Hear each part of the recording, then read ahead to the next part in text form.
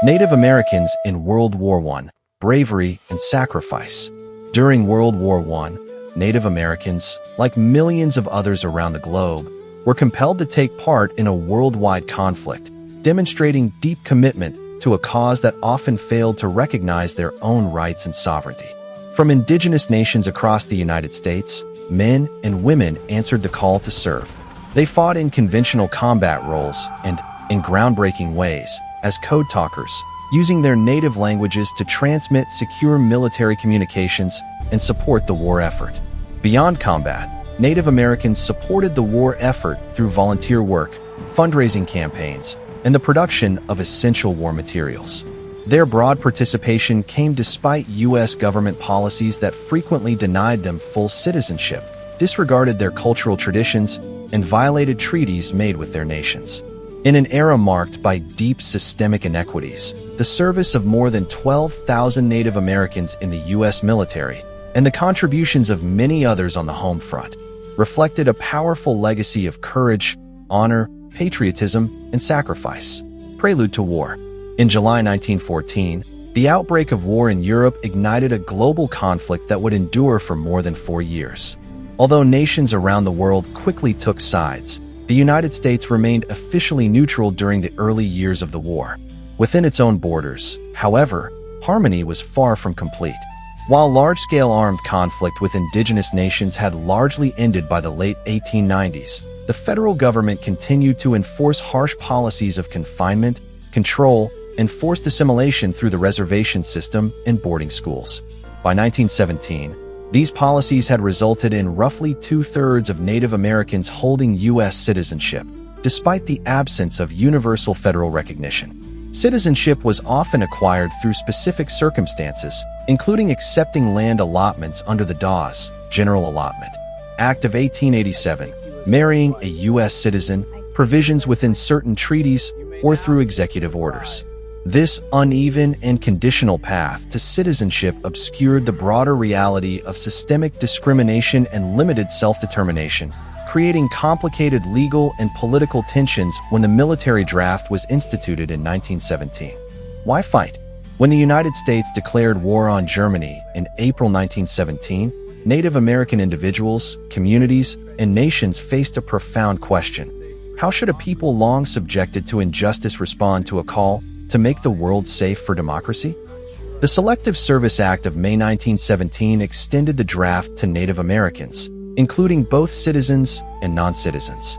At the time, nearly 1/3 of Native people were not recognized as U.S. citizens. Even so, many answered the call to serve, while others questioned or resisted it. In total, more than 12,000 Native Americans served in the U.S. military during World War I. The Onondaga and Oneida nations formally declared war on Germany, and approximately 10,000 Native men and women supported the war effort through volunteer service with the American Red Cross. The reasons for participation were varied and deeply personal. For some, military service reflected long-standing cultural traditions of warriorhood and the defense of homeland. Others were motivated by economic necessity, the hope of advancing civil rights, or the opportunity for travel and new experiences beyond reservation life. Some had been conditioned for military discipline through boarding school systems, while others felt a strong sense of humanitarian duty.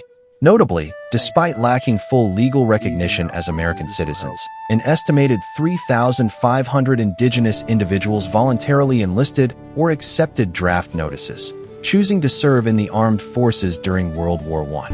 Valued contributions.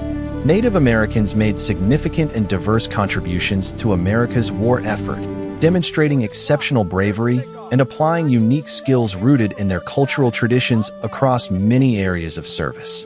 Otis, leader of the Choctaw Nation, enlisted in 1918 after being mistakenly suspected as a Spanish spy while traveling through Texas for work. At age 35, he was sent to France and participated in the first battle involving the American Expeditionary Forces. Although he was injured during the war, he was temporarily removed from the hospital to transmit messages in the Choctaw language, highlighting the importance of Native American code communication. His many honors included 2 Croix de Guerre medals, a Silver Star, a Victory Medal, and a Purple Heart.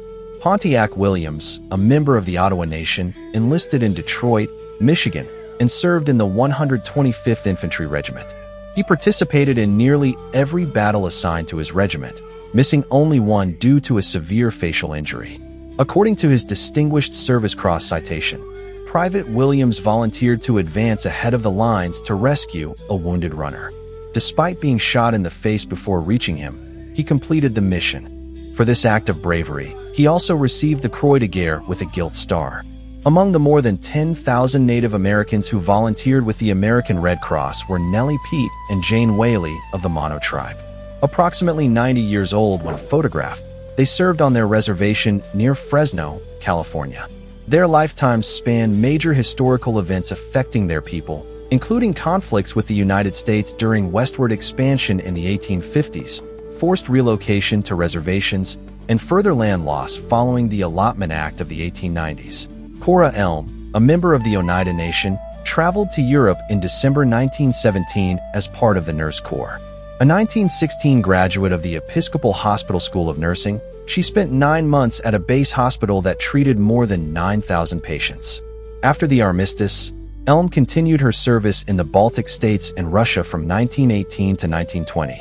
She was one of only 14 Native American women known to have served in the Nurse Corps. Recognition and legacy. Native Americans served and sacrificed during World War I at notably higher rates than many other groups.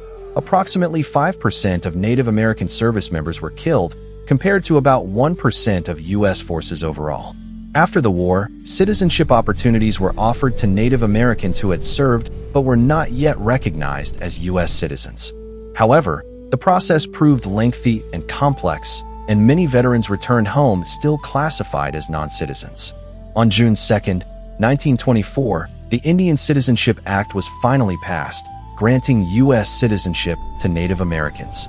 The contributions and sacrifices made by Native Americans during World War I played an important role in the arguments supporting this legislation.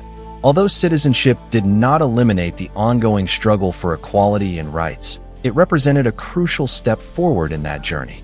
68th Congress of the United States, first session, convened in Washington, D.C. on Monday, December 3, 1923. An act authorizing the Secretary of the Interior to issue certificates of citizenship to Native Americans. U.S. National Archives. Thank you for watching. Subscribe the channel for more informative videos.